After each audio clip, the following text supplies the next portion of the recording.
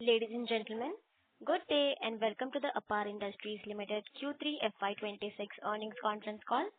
As a reminder, all participant lines will be in the listen-only mode, and there will be an opportunity for you to ask questions after the presentation concludes. Should you need assistance during the conference call, please signal an operator by pressing star then zero on your touchtone phone. Please note that this conference is being recorded. I now hand the conference over to Mr. Ambesh Tiwari from Essential Technologies. Thank you, and over to you, sir. Good afternoon, everyone. I welcome you all to the Q3 FY26 earnings call of Apar Industries. To discuss the business performance and outlook, we have from the management side Mr. Kushal Desai, Chairman and Managing Director, Mr. Chaitanya Desai, Managing Director, and the CFO, Mr. Ramesh Iyer. I will now pass on to Mr. Kushal Desai for the opening remarks. Thank you, and over to you, sir. Yeah, thank you, Ambesh. Good afternoon, everyone, and welcome to the Apar Industries Q3 earnings call. I would like to start by giving a quick overview of our performance and then follow it up with a short industry update. Post that, I would like to get into the specific segmental performance of the three major businesses and then finally throw open the floor to questions. Our consolidated revenue in Q3 came in at 5,480 crores, representing a 16.2% year-on-year increase. This was particularly characterized by a resilient domestic business performance and a favorable product mix across all business verticals. The export business was affected due to the UF tariff situation. If you look at the domestic revenues, it grew by 30% in Q3 FY26 versus the previous year, and 26.9% if you look at it in the 9-month period. Exports for the quarter were down 11.2%, contributing towards 25.6% of the company's overall revenue, compared with about 33.5% a year ago. The US business performance remained quite subdued in Q3. This was related obviously with the tariff-related impacts and especially with an announcement that took place during the quarter of what is called Section 232, where almost 400 product categories were added under Section 232. And this covered pretty much most of the cable and conductor products and resulted in an order booking which was very low in Q2, and the subsequent impact of that has happened in Q3. However, in Q3, the order booking has been better, and I will cover that under each of the individual segments. If you look at EBITDA, the EBITDA is up 20.4% year-on-year to 483 crores. The EBITDA margin stands at 8.8%. Due to the enactment of this new labor code, we have had to recognize a provision towards past service cost of gratuity and had to increase the provision amounting to approximately 25 crores based on the best possible estimates. And this has been accounted for under an exceptional loss. Profit after tax post this exceptional loss came in at 209 crores, which is 19.4% higher than the same quarter of the previous year. The profit after tax margin is at 3.8%, which is about 10 basis points higher than in the same period previous year. Now comparing the 9-month figures, the consolidated revenue has come in at 16,299 crores, which is up 22% year-on-year. The export revenue has grown by 12%, and this was on the back of strong export revenues, especially US billing in the first half of the year. We billed in the first half about 1,600 crores, which is equal to the entire volume that we had done in the previous year. So EBITDA for 9 months is up by 23.8% and stands at 1,483 crores. Profit after tax at the end of 9 months is 723 crores, including the 25 crore exceptional item, and is up 26.6%. The top line as well as the bottom line are both all-time highs for a 9-month period. In terms of some general industry highlights, India has achieved its highest ever annual renewable energy capacity addition in the calendar year 2025, which is nearly 38 gigawatts of solar and 6.3 gigawatts of wind capacity. Compared to current year 2024, the solar installations have increased by about 55%, and the wind capacity additions have increased by almost 85%, underscoring a sharp escalation in the country's clean energy deployment, and also the amount of hybrid installations coming in, which is a combination of wind and solar. As of December 2025, India's total installed renewable energy capacity has approximately reached 258 gigawatts. Solar energy continues to be the dominant contributor, accounting for about 53% of the total renewable energy mix. Wind power follows with 21% share, and large hydro is at 20%. Bio and small hydro put together form the balance of approximately 6%. If you look at additionally, India's power sector achieved a historic milestone in energy generation, transmission and distribution as well in 2025, with a maximum power demand of 242 gigawatts during the year, and it has reduced the national energy shortage to almost nil. On the transmission and substation addition, there is a growth momentum in this regard. According to the latest statistics released by CA, a total of 60,260 megawatts of new substation capacity was added during the April to November time frame, which reflects approximately a 55% increase compared to the corresponding period of the previous year.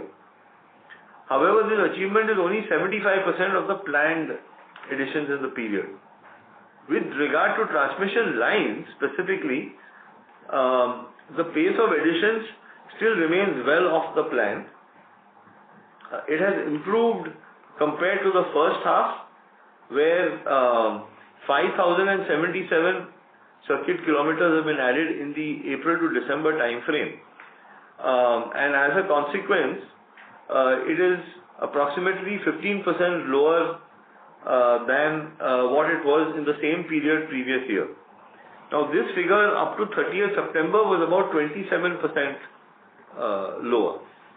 So clearly, there is some catch-up to be made, and the expectation is that in the fourth quarter onwards, there will be a certain amount of catch-up taking place. Coming to the specific segmental performances of our businesses, I would first like to start with the largest business division, which is the conductor division. In Q3 FY26, revenues were higher by 25.1% on the back of a good product mix. There was also an increase in commodity prices, which provided a tailwind. Volume actually de-grew by about 5.9%, which was largely on account of some of the delayed clearances and emanating from right of way, as well as delays in transformer deliveries that are coming out of a lack of supply of bushings, which is resulting in some of the substation work getting delayed, and in turn the transmission line work getting delayed. However, we have been working towards adding several new customers and approvals from utilities overseas. The domestic revenue grew by 37% versus Q3 of FY25. The export revenue for the conductor division de-grew by about 11%. The export mix is about 18% compared to 25% in the previous year. The premium product mix remains healthy at 44.2%, and this has grown compared to 37.4% in the previous period. If you look at EBITDA post open forex, it has grown to 251 crores for the conductor division. The EBITDA post Forex per metric ton stands at 44,195 as opposed to 29,593 per metric ton in the same period previous year. Our order book is reasonably strong at 7,396 crores, of which exports is contributing approximately 32%. The total new orders received in the 9-month period is at about 8,052 crores. Coming to the 9-month performance, the 9-month revenue stood at 8,948 crores, which is up 34% versus last year. Physical volume grew 8.4%. The export mix came in at 21%. The EBITDA post Forex was up 31.2% to 748 crores. And the weighted average EBITDA margin is at 42,311 rupees per metric ton, which is significantly higher than the 34,949 per metric ton in the 9-month previous year period. Coming to our oil business, the revenues from operations grew 18.4% with a volume growth of 21%. The transformer oil volume was up by about 10.6%, and some of the other areas also contributed well. The automotive oil grew 14.6%. The industrial lubricant part of the business grew 15.7%. Overall, exports contributed 42% to the division's revenue as compared to 43.8% a year ago. EBITDA per KL came in at 5,331 rupees per KL against 6,364 rupees a year ago. Foreign exchange depreciation did affect the profitability for this quarter. On a 9-month period, you are looking at volume growth of 12.3% versus a revenue growth of 5.9%. The revenue growth was a little bit lower because the price of base oils was lower in the first 6 months of the year. Overall revenues came in at 4,062 crores. The domestic transformer oil business grew by 13.4% in this 9-month period. In the same period, automotive oil is up 8.9%, industrial lubricants is up 16.8%. And the export mix stood at 41% in the 9-month period. Coming to the cable division, the revenue in Q3 FY26 was up by only 7.6% to reach 1,362 crores. However, the domestic business had a strong performance and it grew by 34.6%. Overall, exports de-grew by 44.3%, which was basically because the US revenues were down 65% in the third quarter over the previous year. As I mentioned in the opening remarks as well as in the last earnings call, we had practically no new order booking that happened in Q2, which resulted in a relatively lower execution in Q3. However, having said that, we have received approximately 500 crores of new order inflow in Q3, a large portion of which will get billed in Q4.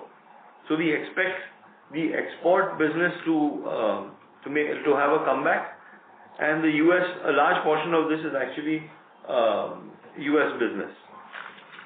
The export mix came in at 17.6% versus 34% in the 3-month period. The EBITDA post Forex came in at 8.7% to reach 132 crores. And the EBITDA margin is at 9.7% due to a favorable product mix, as well as there were some gains on the cable side with respect to foreign exchange, as the receivables from previous periods were collected. The pending order book is at approximately 1,700 crores. In the 9-month period, the cable business grew 22.1% to reach 4,316 crores. Domestic revenue is up 18.6% year-on-year. Export revenue grew by 30% year-on-year, especially given the fact that we had a very strong first half. The US revenue actually for the 9-month period is 44% higher than in the same period in the previous year. And our expectation is that overall in the year we will be equal to or greater than what we did in the previous year. Export mix stands at 34% in the 9-month period versus 32.2% in the previous year. EBITDA post Forex grew by 24% to 431 crores with an EBITDA margin of 10%. So in terms of just concluding remarks, I would like to mention that, the 9-month numbers have been reasonably strong. The Q3 was affected because of the cable revenues, which are largely accounted on a DDP basis. So they have a lag of approximately 60 to 70 days depending on where the client is located. We continue to see, as we enter Q4, geopolitical issues characterized by global tensions and even there is a certain level of commodity price volatility. However, the domestic business continues to remain strong. The cable business and orders in the US have also improved to over 500 crores in the quarter. The trade deal with the US, the discussions are still going on, but there is not enough clarity in terms of which way and when the wind will blow favorably. We've just heard of a EU trade deal, the details of which are the fine print and the exact BTN classification numbers are still awaited. But our expectation is that it would generally be favorable for both our cable and conductor business. So on this note, I'd like to conclude my presentation and would like to open up the floor to questions, please. Thank you very much. We will now begin the question and answer session. Anyone who wishes to ask a question may press star and 1 on their touchtone telephone. If you wish to remove yourself from the question queue, you may press star and 2. Participants are requested to use handsets while asking a question. Ladies and gentlemen, we will wait for a moment while the question queue assembles. The first question is from the line of Amit Anwani from PL Capital. Please go ahead. Hi, sir. Thank you so much for the opportunity. Am I audible? Yes. Yeah. So, first question on the kind of positive surprise on the EBITDA per ton of 44,000, and I can see on a 9-month basis we have done roughly about 42,000. Just wanted to understand, you have highlighted better product mix. So despite there was a challenge in US, also for conductor, the growth was kind of hardly 2-3%. So what do you mean by product mix? Is it the premium product where we have seen the contribution of 44-45% in 9M versus last 9M was about 37%. So can you would we be able to explain more in terms of what is driving this strong EBITDA per ton for conductors? And also would like to understand the volumes growth. So you did highlighted that there's some comeback which is happening, but what is the volumes growth expectation for conductors for 4Q and probably in medium term? Yeah, Amit, hi. You're right, Amit. In terms of the EBITDA per ton, it is largely because of increase in the premium mix as compared to the total sales of the conductor. As we have discussed earlier also, US is always one of the reasons for the higher EBITDA, but as we have been premiumizing our portfolio over last several years, this had made a big impact in terms of increasing the EBITDA margin on a per metric ton basis. Overall, last Q3, we had a premium mix of about 37%, which in this particular quarter has gone to 44%, due to which our EBITDA margins has been higher. And of course, as you compared with last year was the lowest EBITDA margin on a per metric ton basis that we saw in the last 4 quarters of the year. And this quarter, because of the favorable product mix, the margins have been higher. And also, as we have discussed earlier, some of the non-premium mix also, because of the shift from ACSR to AL59, has been giving a higher EBITDA per metric ton. All of that has contributed to a higher margin in this particular quarter. In terms of volume, overall, if you see last year, Q3 and Q4 was heavy, and we expect that full year should be around the YTD range that we have been getting till now on the volume growth front. That's what we expect as of now to end the year. Which is kind of 8 to 9%, if yes. I read. Yeah.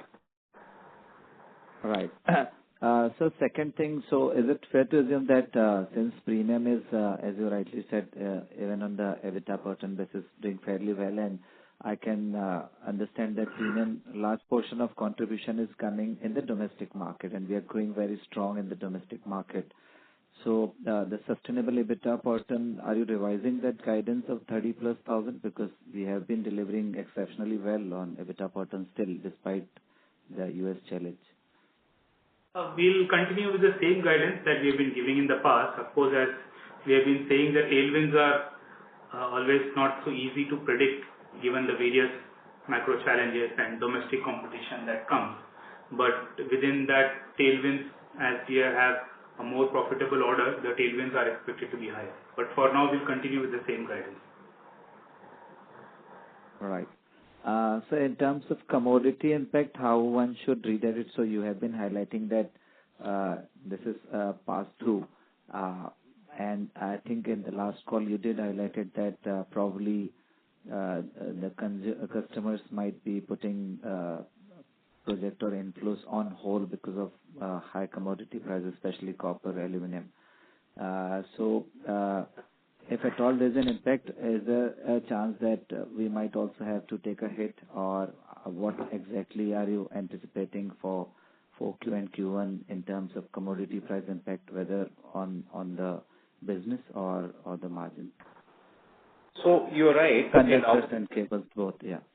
Yeah, you're right. Our business model is a pass-through, so we are not taking any risk on the commodity prices per se. However, you also are right what you said, that if the clients who have taken the risk of the commodity prices are sort of off compared to the assumptions they have made when they won the business, then sometimes they are waiting for the commodity prices to come down in order to go ahead with the deliveries. And to the extent their projects can afford to delay a little bit, they are exercising that option, of dealing some of the supplies. So right now we have seen a little bit of that, affecting us in this Q3, and it is possible in Q4 also there could be some. Although as of now, as things stand, we feel that Q4 will be as per our original expectation. But again, if the commodity prices go up the way they have been going up since the last couple of months, then there is a possibility that some customer may face some difficulty and postpone some of the deliveries. However, at some point, those customers will have to take the deliveries to complete the projects. Right. Sir, in terms of tariff, which is still 50%, and you did highlight it in the past calls that conductors value, I think 25-30% is affected, and for cables almost 50%. So what is the view now? Are we back on track in terms of better performance in 4Q? You did highlight it that I think we got 500 crore orders. So what is the status now, assuming that 50% tariff still continues? Is it Q4 or Q1 when we see the normalized business? And how is the customer response now after the ongoing projects, which might have, saw they taking the hit in terms of increased tariff? So, the current tariff situation remains the same at 54%. So whatever order inflow we have got in Q3, which is approximately 500 crores for the cable business, there we have had to adjust the prices down to some extent to keep the order, flow going.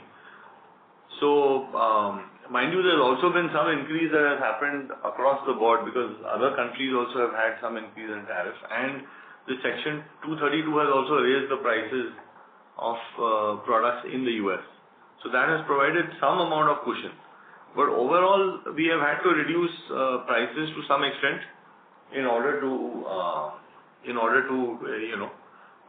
book fresh product. I had mentioned in the last earnings call as well that for us, the US market is a very strategic market. We've spent several years building access, to customers. We've got approvals now coming in from some of the data centers, and, critical clients, which takes a very long cycle to get approvals from. So our strategy is to continue to ride this period by making sure that we service customers there, even though it means at a slightly lower margin. But that strategy is something that we will continue to follow. And given a period of time, we are hoping that there will be some normalization that comes, on the tariff front.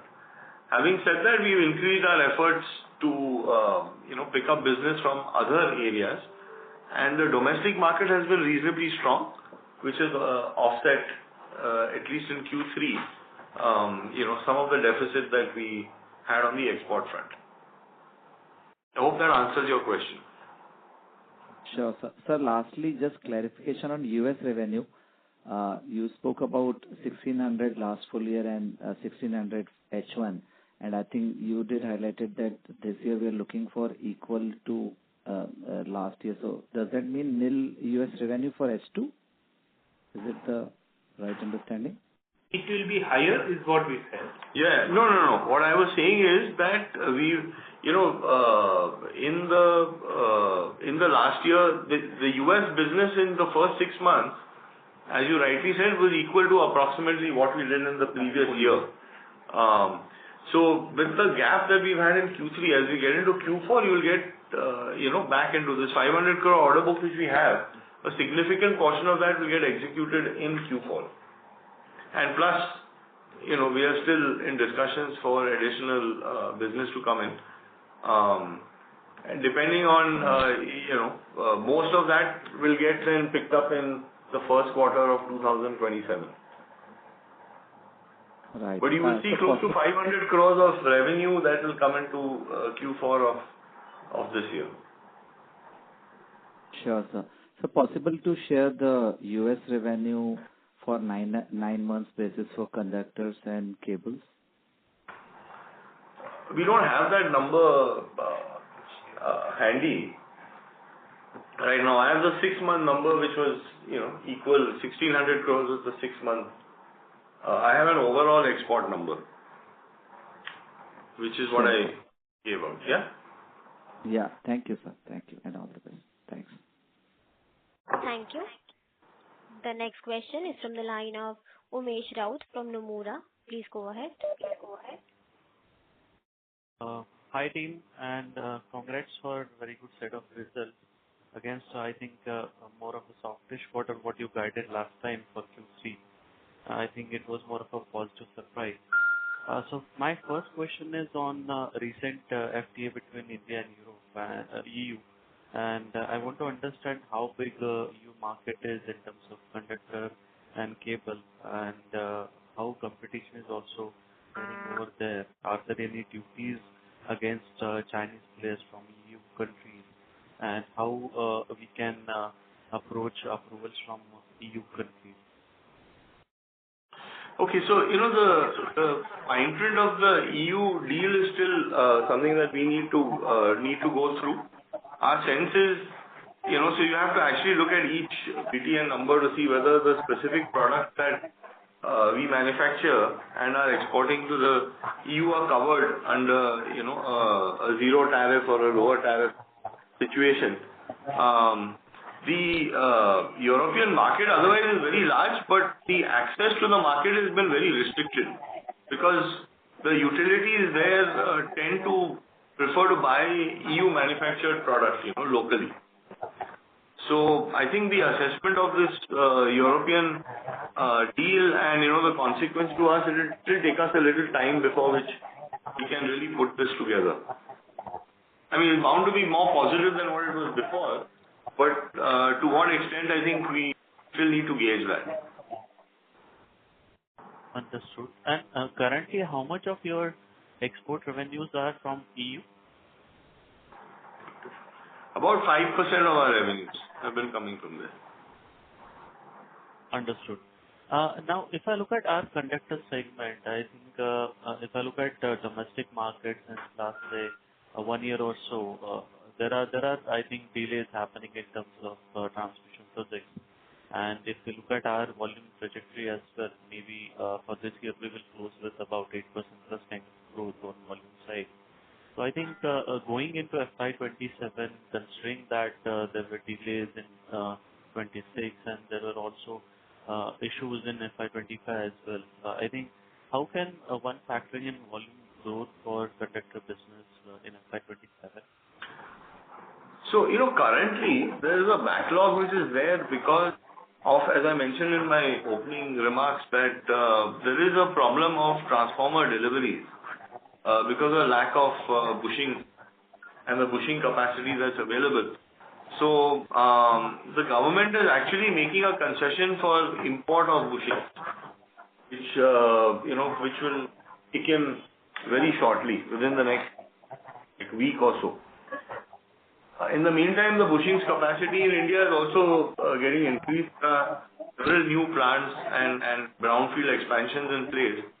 So in about 6 months' time, we expect that the domestic side will also increase. But as the import clearance comes in, you will start seeing the execution of some of these pending orders getting cleared. Some of the transformers are in a half-made, not a completed, sort of form or situation. So that itself will end up driving demand for transformer oil, as well as, some of the transmission lines which have been stalled. They will also start getting, accelerated. There are some right-of-way issues also which have added to this. Our understanding is that there is some movement in that direction as well. So overall, Q4, as I mentioned earlier, we expect a much better execution on the ground. Yeah, correct. That I understood. But going into FY27, as you mentioned correctly, I think a lot of these legacy issues are kind of getting resolved. So at an industry level, we will see much faster ordering. And yes, our sense is that because you see the plan which is there, we are still 15%, behind the plan. And you also have a lot of new solar installations likely to be coming in, both from the big business houses, from the Adani side, from the Reliance side, etc. So the transmission line demand should continue to be there. Difficult to track it, quarter by quarter because of these various approvals and things like that. But there is no slowdown expected, in the trend. As I mentioned earlier, that some of the delays which the client could afford to do, they have probably, been utilizing that leeway this year. But next year it is possible they may have to catch up all that. Understood. So is it fair to assume that we will return back to double-digit kind of volume growth for conductor business? That's clearly the target. And if you see, actually, if you look at the 9-month period, the growth is still pretty strong. It's still at about 8.5%, volume growth, if you look at the 9-month period. But yes, we expect next year volumes to again be back double digit. Understood. My last question is on cable side. I think a couple of years back we guided for our strategic endeavor to grow at about 20% CAGR till FY28 and reach at about close to 10,000 crore. So where are we on those plans on the top line growth side for cable business? And second, I think on the EBITDA margin side, our endeavor is also to get into double-digit range, more close to 11%. I think for this year at least we are slightly falling behind. So how you are planning to approach margin trajectory for this particular business? So, if you take the 9-month period, volume, our revenue is up 22%. So we are tracking on a 20+% CAGR growth. Given the 9-month performance and what we see in terms of visibility for Q4, we should definitely be in that 20+% growth range. In terms of EBITDA, 9-month EBITDA is at 10%. And of course, the US business actually, and having to make some sacrifice on pricing in the US is going to have some impact on the EBITDA in the cable business. But as I said, it's a strategic call that we've taken, and our belief is that in the long term, something or the other will come up to iron that out. In the meantime, we don't want to lose access to the market which we've developed. So overall, I mean, we've been managing between other markets, domestic, etc., to maintain both top line and bottom line so far. Understood, sir. Thank you so much. I'll get back into the all the very best. Okay, thank you. Thank you. The next question is from the line of Kunal Seth from B&K Securities. Please go ahead. Hi, sir. Congratulations on a good set of numbers, and thank you for the opportunity. First question is around this new line of business announcement that you have made, that 156 crore order. If you can talk more about it, our scope of work, and how big the opportunity is for Apar?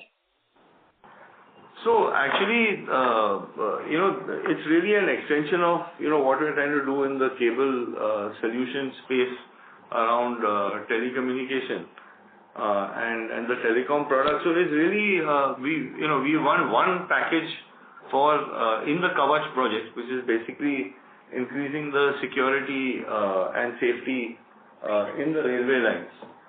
So that package is about 153 crores. It will take approximately, we just formally received the order today. We received an LOI earlier.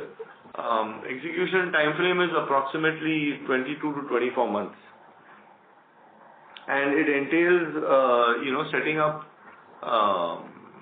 signaling, for improving the safety in the railways. Now, Kavach projects are actually, if you see, totally the railway will be spending, upwards of 40,000-50,000 crores in upgrading safety standards. So this is like, our initial foray into that. Sure, sir. Sir, my second question is related to export, and this is for both conductors and cable business. So what is the kind of conversations that customers are having now, especially in the US market, given the commodity volatility, this tariff has, continued for too long now? Do they still continue to believe that they will keep sourcing from where they were sourcing, or, how are they thinking about all this situation? So on the tariff front, you have two sets of products. You have products which are aluminum based and copper based. So the copper based products for somebody exporting from India, the effect is very big, very huge, because there is a reasonable amount of copper production within the United States. And as a consequence, the local producers are not picking up that 50% tariffs. On the aluminum front, 90% of the US aluminum is actually imported. And as a consequence, directly or indirectly, whether it's in the form of an ingot, rod, or whatever stage, you're picking up the 50% tariff on an aluminum-based product. So the conversations that we have with clients are also varying depending on the nature of the products that we have. So for aluminum-based products, by making an adjustment in the price, we are still in a position to make a positive margin and continue the access to that business. Whereas on the copper side, things are very different, because the US copper rates are quite competitive, and if you have to pay the tariff to export to the US, then there will be a problem. Now, having said that, most of our volume so far has been aluminum based, and so our market access will get a little bit reduced, but it's still there, and customers are still having conversations with us. We've been exporting to that market now for several years, and our products are very well received in the US by EPC players, by asset aggregators, etc. So conversations are still happening. That's how, in spite of everything, we did pick up almost 500 crores of business, new order book in Q3. Sure, sir. And sir, if you can quickly also give us some update on status of the CapEx, on both conductors and the cable side. Where are we on that? So we are pretty much on plan. We've already completed about 500 plus crores worth of capex as of Q3 out of a total plan of about 1400 crores. We expect that in Q4 and Q1 of FY27, a large portion of that remaining capex will actually take place. And by September, that means by the mid of FY27, you'll pretty much have all the facilities up and running. So we are on. Sure, sir. Thank you so much and best of luck for the future quarters. Thank you. Thank you. The next question is from the line of Vidit Trivedi from Asian Market Securities. Please go ahead. Yeah, hi, sir. Thank you for the opportunity and congratulations. Great set of numbers. Most of the questions have been answered. Just a few clarifications I wanted to know. First, you have mentioned that, your share was hardly 5% from the European Union. Just wanted to know, this was as of last year or for the 9 months period? It was for the last year, and it's an approximate number for the last year. And so, what's the situation before the tariffs and after the tariffs? I mean, how does difference is there? What's the tariff situation? So the European tariff varies between 4% and 7.5%. And there was also an anti-dumping duty on Indian players for fiber optic products, fiber optic cables. So we have to see, as I said in the fine print, that where does this actually finally land up. It's definitely going to be more favorable than what it was before, but what will be the exact percentage for the different classes of products? That information we don't have yet. It should be something that will come out shortly. Got it, sir. Thank you. And so what will be the margin profile in this? We were fully aware that this whole conversation was happening between India and the EU. So we have been working on getting more utility approvals in Europe, and that process is also underway.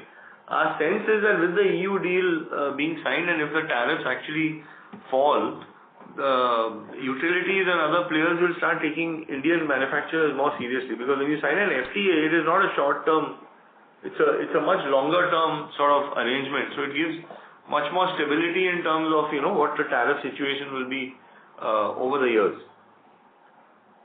So I mean, we will be able to lay our hands on this and be able to answer some of these questions in a couple of months once data is more clearly available. But all of this is positive.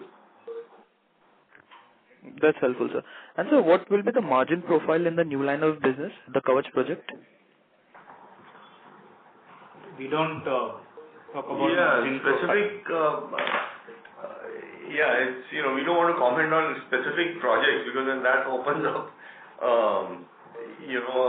because we have so many other projects which are running on the conductor side as well.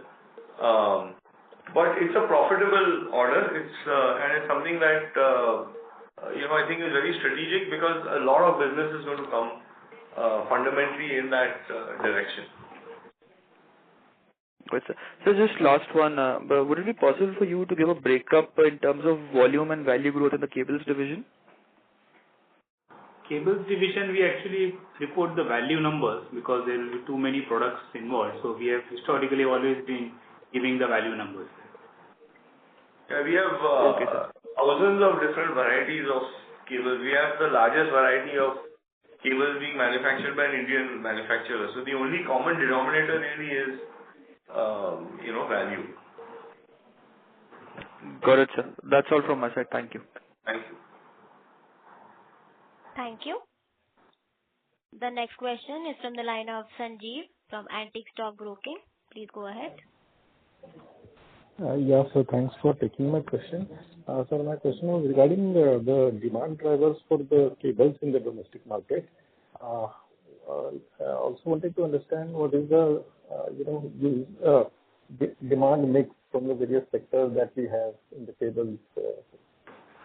So, we have continued to see for us strong growth coming from the renewable energy side, especially given the fact that Apar cable division is the major supplier to all the windmill manufacturers. So as the wind installations are increasing, we clearly get a benefit out of that. So renewable side has grown. The railway business also has grown year on year. We are the main supplier to Medha, who's currently executing the first set of Vande Bharat trains. So again, the growth from the railway side has also increased. We are accessing and supplying to a number of data centers in India, so we've seen growth in that channel as well. There has been some amount of growth on the defense side. So these are the channels where we've seen most of the growth taking place. And sir, how's the affordable housing and the real estate sector doing for you in terms of demand driver? So we, most of that is being serviced through a dealer distribution network. And, for Apar compared to some of the larger cable companies in that space, we are still relatively, smaller. So, and we are offering premium products in the wire side. So our emphasis has not been on the affordable housing, it has been actually on more large commercial installations, bungalows, and wherever people have laid a premium on safety. Because our products are all focused on a higher performance level with respect to safety. So we are really not very focused on the affordable housing market as much as on the more premium wires that go into commercial and residential industrial, real estate. Okay. And any pricing actions we have taken in the cable side, on the wire side as well as on the cable side, post the strong run-up in copper prices? So we've actually increased prices to cover the delta in copper. So the entire copper pricing has been passed through. All the B2B orders that we take it only on a back-to-back basis. So any order which is 25 metric tons or higher of copper that's involved, or aluminum, we would take a specific hedge. In the case of smaller orders, we accumulate it until it reaches that number and then take a hedge. So the book is largely hedged, and new business we have increased the pricing to the extent of so it's not only the commodity increase, but it's also the exchange rate, So the effect is the dollar increase in aluminum and copper multiplied by the exchange value. So that entire thing has been factored into the pricing. And sir, on the premiumization and on the conductor side, it's largely now around 45% on level. To what extent it can potentially go in the medium term? So, we are already, at that in the mid-40s. It all depends on how much reconductoring work keeps coming up. And our sense is that if you look at it in the medium term, there will be a lot of reconductoring required.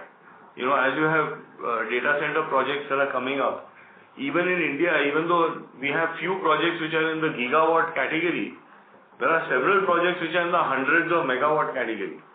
So these require a lot of energy, and so when you add that to whatever other growth is taking place, reconductoring is bound to be a larger business. Also, our capexes are going more in those categories where there's a more premiumization. So as the phase-wise expansions happen, then some of these premium products will increase in the volume for us. It can cross 50% in revenues, but it's all a question of how the adoption of these things come. We are ready with our capex, we are ready with our capacities, with approvals and everything. So moment tenders come in and the spending takes place, we are right there to be able to pick up our shares. Yeah. And some of these premium products that we are making are in the copper category. So value-wise, they will have a, higher, pro rata volume, value. Okay. Great, sir, and congratulations on a good show. Thank you. Thank you. The next question is from the line of Nikhil Abhyankar from UTI Mutual Fund. Please go ahead. Thank you, sir. Sir, I've got a couple of questions. So you mentioned that the order book has improved significantly from US and Q3. But on the cables division, we see that there has been a dip QOQ. So just can you clarify on that? And also highlight how has been the ordering trend in Q4? Sorry, can you repeat both your questions? So I think, Ramesh, the question was that the order book has improved. Whereas the numbers of Q3 were lower. I was saying, sir, you mentioned that the order inflow has started to improve from Q3, but we see a dip in the order book for the cables division, QOQ. So just some clarity on that. And how has been the order inflow trend in Q4, if you can? What we mentioned is that the US orders dipped in Q2, due to which there was less sales in Q3. What we mentioned is that the order inflow in Q3 has gone up as compared to Q2 in the US market. And cable business typically operates on a low order book period. So even if there are a lot of orders that comes during the quarter and also gets executed in the quarter. So even if there are quarter-on-quarter order book reductions, typically it gets made up from the new orders that comes and gets executed in the quarter. So these days, from order to delivery, the expectation is a bit shorter. So you will find that, the order book may vary, especially when you've got things like, windmills coming up and solar. Every month you keep getting orders and you execute fundamentally in 3 to 4 weeks. So I would not be very bothered about the pending order situation on the cable side. On the conductor side, it's a much longer cycle business, and I think that number then is far more important. And so on the domestic side, are you seeing some kind of slowdown in ordering? Not really. If you see our domestic Q3 number is up 33.4%. Right. And but going forward, in terms of inquiry and the pipeline. Sorry? In terms of inquiry, future inquiries and pipeline. We are reasonably well placed on the domestic side. In fact, we see the domestic side on the cable business particularly being quite strong. Okay. And just a final question, you mentioned that you're also getting orders for data centers. If you can share what is the ticket size of these orders? So in India the data center sizes are varying very dramatically. So you have right from smaller data centers which are in the 10-15 megawatt. These data centers are measured in terms of the amount of power they consume. And you've got in Ghansoli, Adani setting up a 1 gigawatt data center, which is in New Bombay. So it's really varied in terms of size. But there's a lot of more data centers coming up, and the requirement of cables has been continuously increasing for that application. In terms of wallet share, what would be your wallet share in total project cost for data center?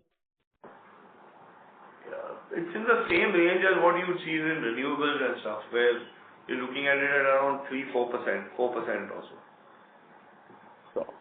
Sure, sir. Thank you and all the best. Yeah. Thank you.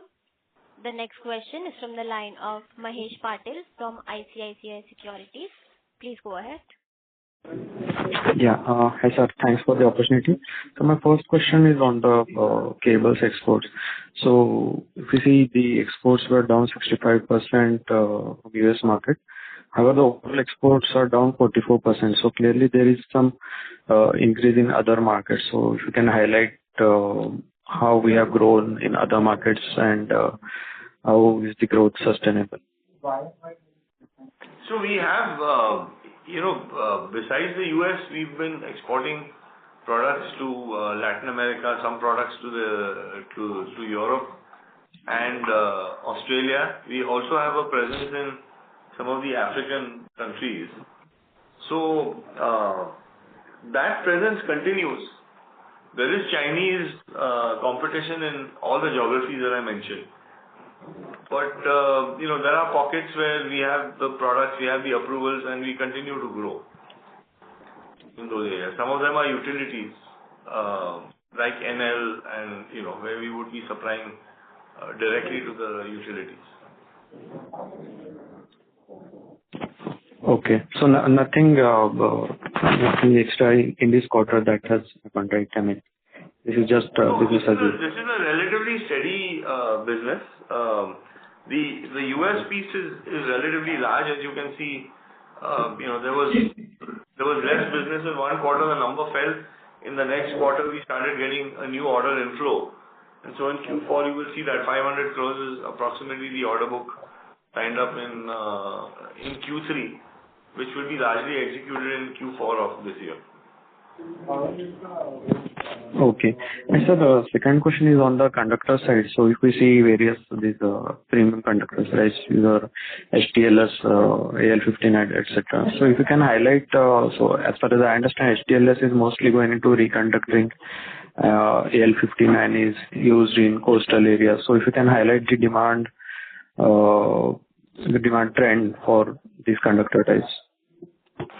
So AL59 is also used in the TBCB, not just the coastal areas. So it is almost currently, along with the conventional ACSR conductor, comprising of maybe 98% of the market in India.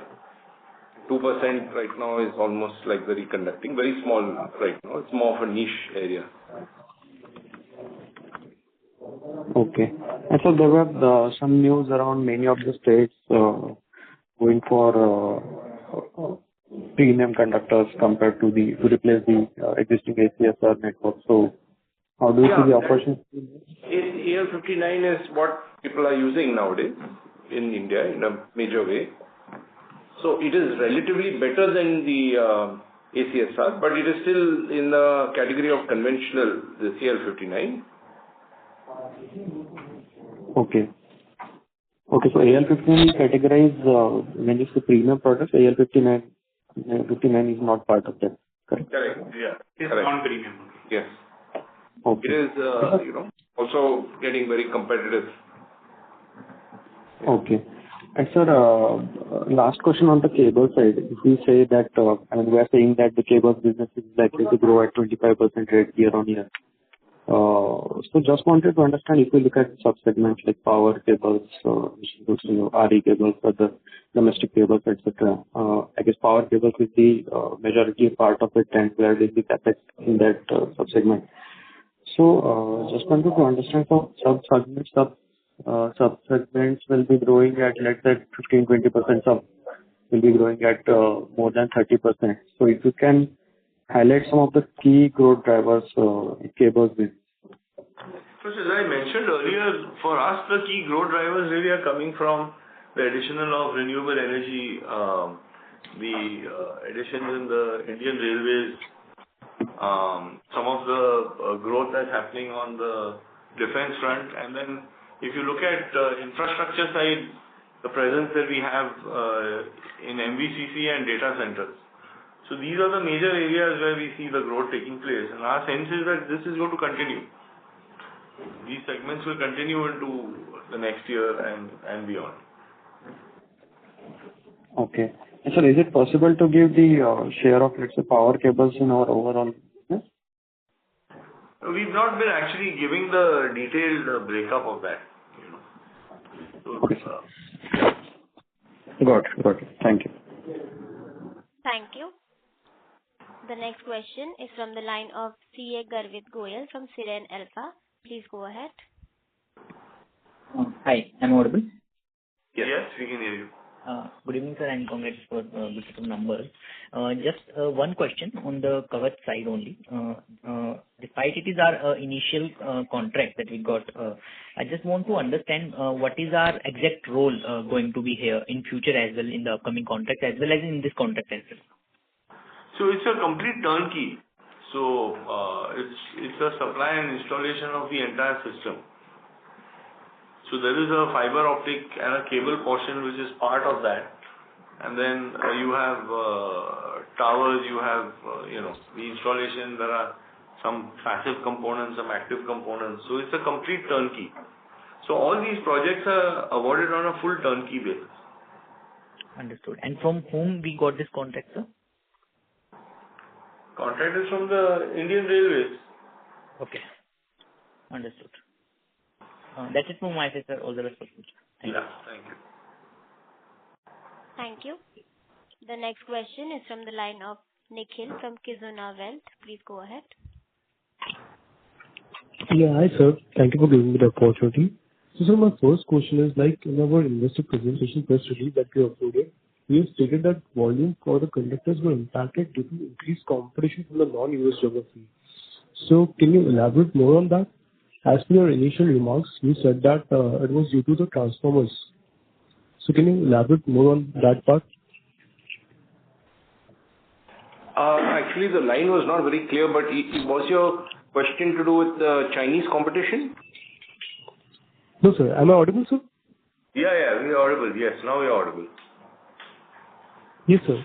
So as per our investor press release that we uploaded, we have said that the conductor volumes were impacted due to increased competition from non-US geographies.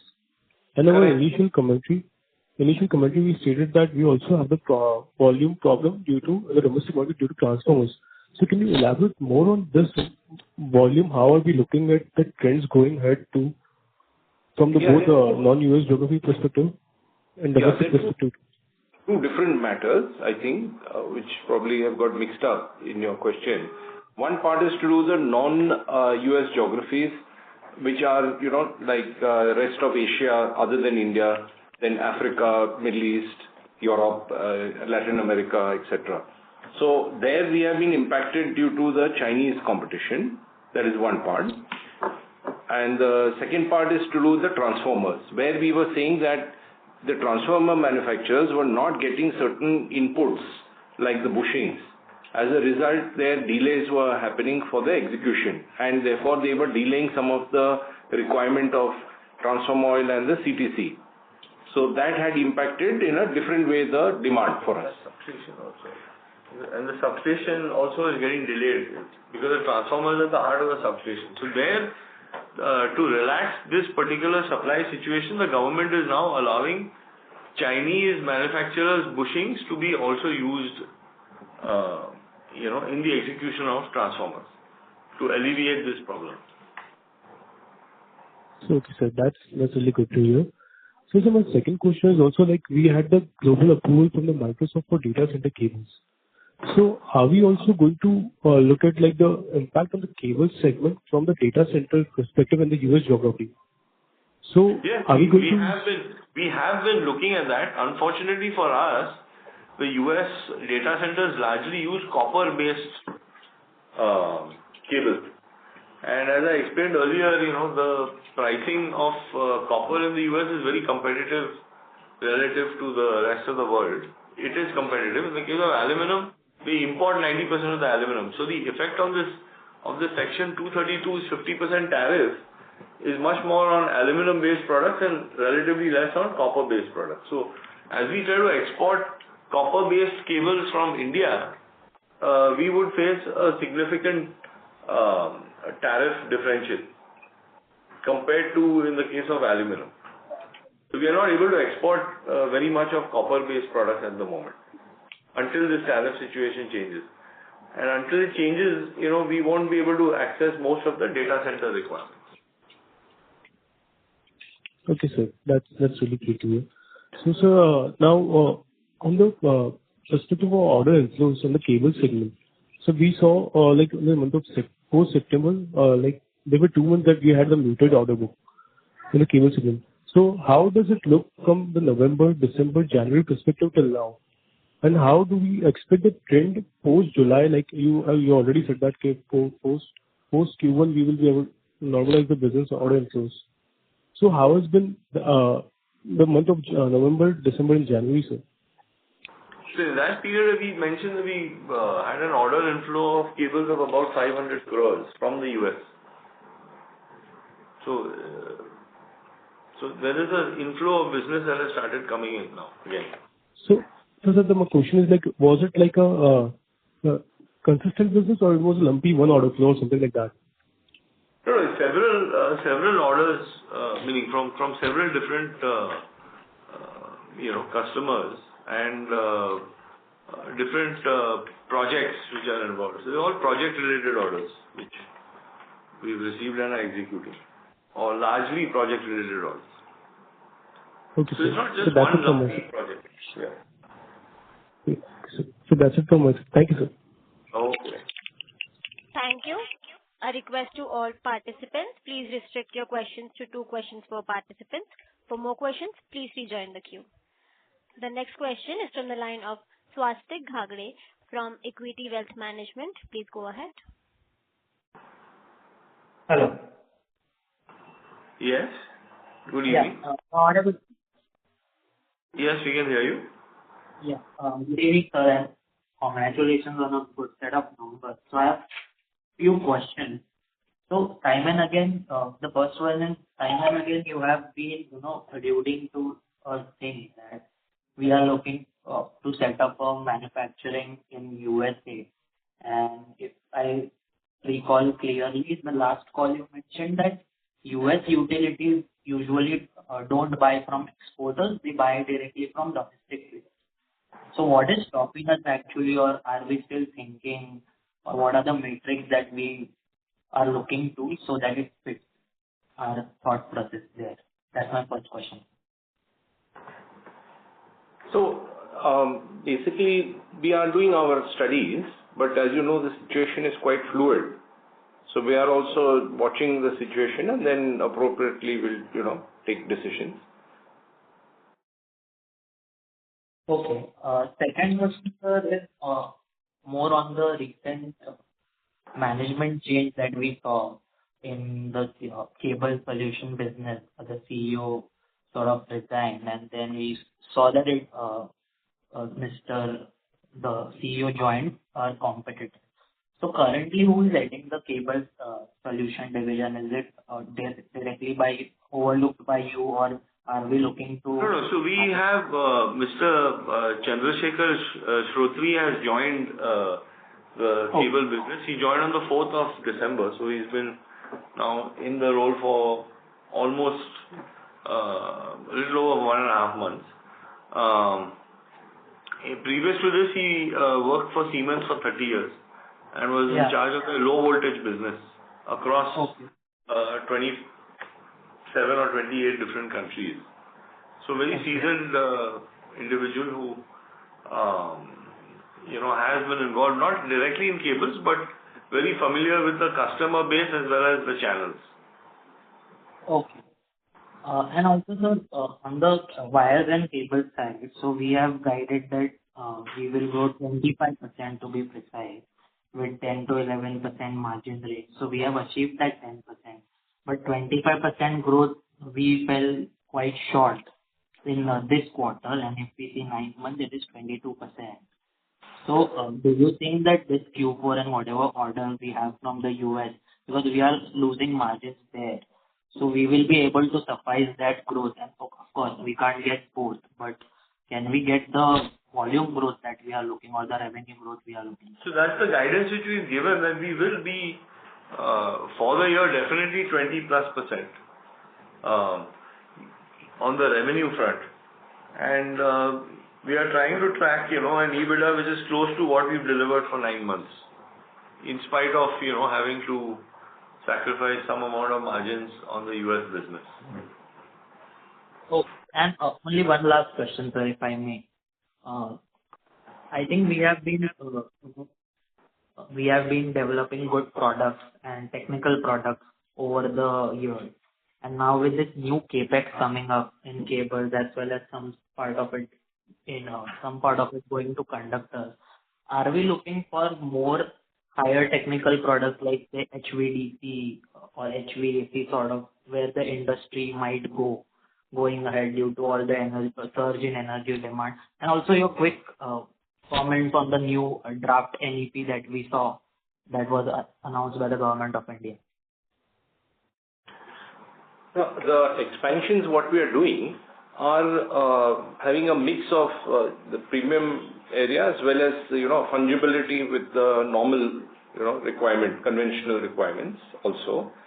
And our efforts will be always to use our assets for the more premium products, But with the backup that in case we don't get enough orders of the premium, then we can utilize those assets for the general purpose type also, Yeah. Exactly. And your comments on the NEP, sir, if you could give some comments. Are you talking about the announcement for the India-EU deal, you're saying? No, the new National Electric Plan that the Government of India announced, wherein we have increased the guidance for FY32 to, I think we have increased that guidance on National Electric Plan. Yeah. So, we are generally positive that, the demand in India will continue to be good.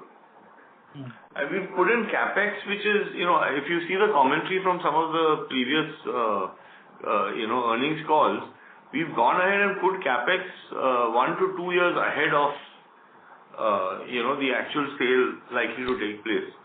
Simply because we are bullish on demand going forward. And these days to set up the capex cycle itself is much longer, especially if you go to some of the best equipment manufacturers. So the capacity is going to be in place for us to be able to take into account, increased business flow coming in. So if demand exceeds whatever has been projected, we should still be in a position to pursue that opportunity. Okay, sir. That's it from my side, sir. All the best and congratulations once again. Thank you. Thank you. The next question is from the line of Raman KV from Sequent Investments. Please go ahead. Hello, sir. Can you hear me? Yes, we can hear. Please go ahead. Sir, it's not a question, it's just a doubt. From what I'm hearing, there has been, with respect to renewables, the PPAs which have been signed, there is a, how do I put it, decrease in the new PPAs that has been signing in terms of renewables, mainly because of fearing over capacity of modules and cells coming up in India. So how are you seeing the overall demand with respect to the renewables as an end user? Follow-up on that is, due to the recent increase in the silver prices, renewables are becoming expensive in terms of capex cost. So is that putting difficulties in terms of new renewables project which the government plans to tender out? Or I just want to understand the entire current dynamics of the renewable energy ecosystem in India playing out. So we are seeing currently a demand coming in from wherever PPAs have already been signed, and the executions are taking place. So that's one aspect. Second side is that rooftop solar is increasing everywhere. So even that is a segment that results in increased requirements of wires and cables. Thirdly, the wind side, as I mentioned earlier, is growing at a faster pace than solar, simply because its base is currently lower.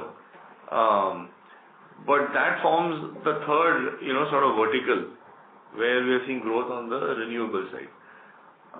So overall, we've not seen any major slowdown. Even the projections which we have for Q4 coming from solar and wind,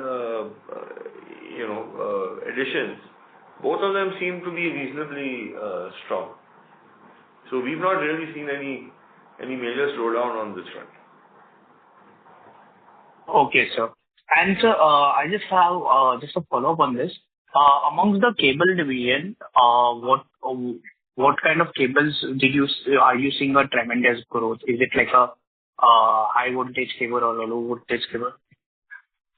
So, in our case, we are very focused on certain verticals, as I mentioned a couple times earlier in the call, that, we've seen growth on the renewable side, we've seen growth in the railways, we've seen growth in defense, and we've seen growth taking place in data centers and in our medium voltage covered conductors in MVCC. So these are the areas where we are seeing, growth. Overall, I'm sure there's growth even on the industrial and commercial side, etc., but we are not the strongest player in that category. Understood, sir. So basically solar and telecom cables, telecommunication cables. All of these areas, as I said, railways, defense, data centers has also got a lot of power cable requirement. That's copper based or aluminum based, maybe. And MVCC is all aluminum, which is in the upgradation of the last mile distribution, overhead distribution lines. So these are all the areas where Apar is seeing growth. Understood. Thank you, sir. Yeah. Okay. Thank you. The next question is from the line of Amit Anwani from PL Capital. Please go ahead. Hi, sir. Thanks for the opportunity once again. So question on the 500 crore order win, which you said has happened in US. So what's the impact we took versus pre-tariff? Was there an impact on margin? What are the terms for these orders, and what can we expect for upcoming orders? You last time highlighted that for the older projects, the customers are willing to absorb, but how about this newer projects which have? So, it's a variety of cables and from a variety of customers. So depending on what the local competition is, we've had to make some adjustments in prices. So it's varying across the product categories.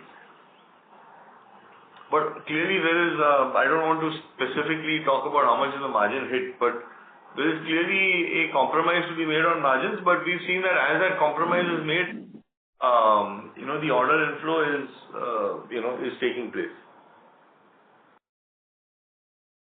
Sure, but there would be some impact, right? Pre-tariff. There is an impact. I wouldn't want to comment specifically because it's a big variety of cables and orders. There is some impact, but overall, as we said, we are still targeting hitting what our guidance is for the year. And this 500 crores is going to help, definitely achieve the top line. And as far as the bottom line is concerned, we are trying to be within the same range as we are in today. So is that the cables margin still will be impacted for 4Q? So there are a range of products, Amit, as you know, that we sell in cables, and different products will have different margin profile. So, of course, as we said that we don't want to divulge specific information on this US project, how much the margins will be, but overall we have been we've been guiding about 9.5-10% margin, and we expect it should be around this level. YTD already we are at 10%. We expect that our margin profile should be in similar range, more or less. All right. Some more details on reconducting. You said it's a big opportunity. So any color in terms of market, whether in terms of maybe circuit kilometer or the value which came in, let's say for F20, the current financial year, and what is the expectation for next 2 financial year? Any data on that in terms of circuit kilometer or value? And then how the Apar is standing? Is there a competition, or what is the wallet share currently in terms of reconducting? If you could explain more. So unfortunately, there is no published data. In our own way, we are making our assessment, and our year to year it slightly fluctuates also as to how much is the breakup between the conventional type and the HTLS type. But our current estimate is roughly 2% by volume. In HTLS, though, there is a service component of the labor to actually put up the line and some designing aspects also, which is little more value add for the for us. And as far as the future is concerned, we expect that higher growth pro rata, it has a low base, so, it may have percentage-wise little faster growth of the HTLS compared to the conventional. But it is a much more expensive product, so, the clients are choosy when to use the HTLS, and especially when there's no choice is there due to ROW, then they may go for that option. But if they find that there is other option, then they may go for a new line instead. And on the competitive strength, I think we have elaborated it more in detail in this corporate presentation. We've completed more than 175 projects in difficult terrains, etc. And it's more appropriately elaborated there. So you may want to have a look at that to see what are the competitive strengths in this particular reconductoring opportunity. Sure. So this MVCC, this is also included in reconducting the upgradation of overhead distribution through MVCC you highlighted.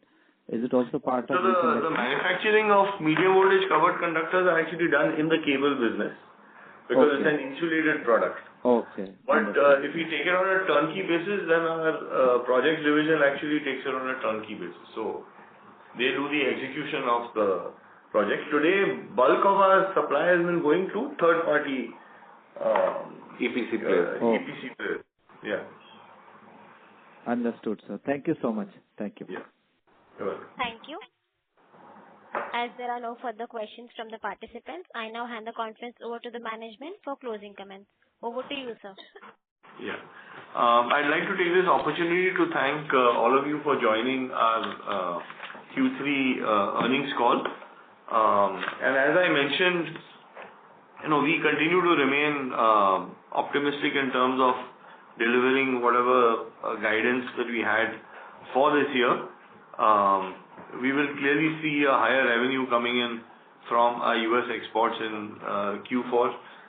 We also see that the fundamental demand drivers continue to remain intact, and the company is on track with respect to its capex plan, and look forward to actually improved utilization of all the new equipment that comes in over the next few years as the demand for our products continues to increase.